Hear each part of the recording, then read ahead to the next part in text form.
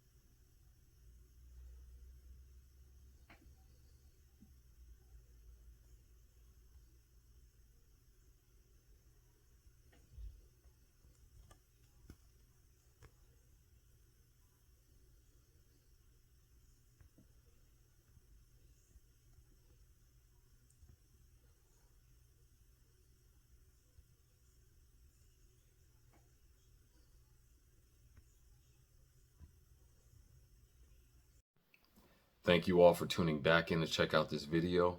I do appreciate your presence. If you liked it, please drop a like. If you have any comments, questions, concerns, as usual, go down to the comments section. I will get back to you immediately or as soon as possible. And subscribe. Take care, you guys.